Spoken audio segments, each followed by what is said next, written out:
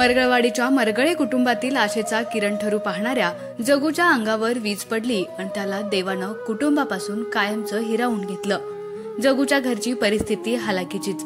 दुसऱ्याच्या शेतात आणि हाताला मिळेल ते काम करणारी आई आणि गेली 8 वर्ष आजारपणामुळे अंथरुणावर खिळून राहिलेला बाप, जगूपेक्षा लहान असलेली 2 भावंड, वय झालेली आजी आजोबा, अशा परिस्थितीत देवानं सुद्धा या कुटुंबाची क्रूर चेष्टाच केली आणि कुटुंबातील मोठा मुलगा जगू वीज अंगावर पडून गेला।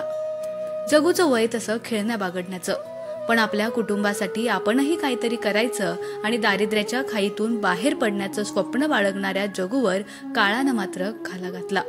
मरगळे कुटुंबावर दुःखाचा डोंगर कोसळला। अशा घटना नजरेत पडल्या की मन सुन्न होतं आणि घडलंही तसंच। मरगळे कुटुंबावर ओढवलेली ही करुण घटना सोशल मीडियाच्या माध्यमातून वाघमोडेवाडीकरांच्या नजरेस पडली आणि जगूच्या कुटुंबासाठी आपणही काहीतरी देणं लागतो असा विचार करून वाघमोडेवाडीकर एकत्र आले। मरगळे कुटुंबाला मदत करण्याचं त्यांनी ठरवलं। व्हॉट्सअप ग्रुपवर मदतीचं आवाहन करण्यात आलं आणि लगेचच मदतीचे हात पुढे आले। स्वेच्छेनं लोकांनी केलेली ही मदत काल राजमाता अहिल्यादेवी होळकरांच्या जयंतीदिनी मरगळे कुटुंबाच्या घरी जाऊन सुपूर्त करण्यात आली।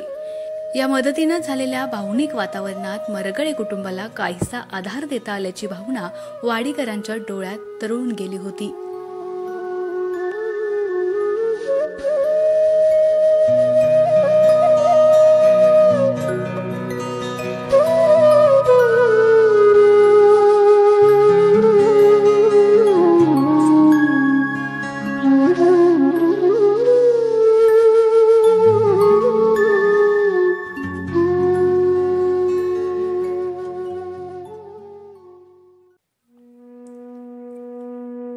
आमच्या खबर गावाकडची या चॅनेलला सबस्क्राइब करा, लाईक करा आणि आमचे व्हिडिओ शेअर करा।